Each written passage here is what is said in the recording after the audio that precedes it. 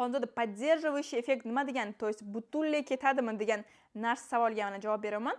Поддерживающий effekt bu nima degani? Mana уже sxema bo'yicha qildingiz, уже вообще tuklaringiz yoki umuman почти o'smay qoldi yoki o'syapti, lekin juda ham sekin o'syapti-da.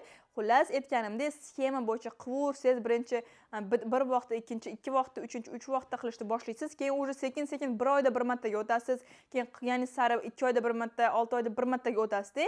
Ya'ni shu уже nima? Уже 2 oyda bir oyda bir marta degan narsa bu juda ham uzoq vaqt. Ya'ni уже siz o'y sog'inib qiladigan bo'lasiz. Aytmoqchiman, поддерживающий effekt shunaqa degani. Ya'ni уже mana bir oy bugun qildingizmi, bir oydan keyin yana qilib qo'yasiz. Effekt saqlanib turishi uchun.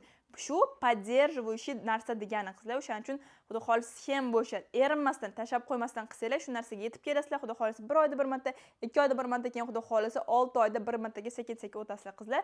O'shaning uchun iltimos erinmanglar.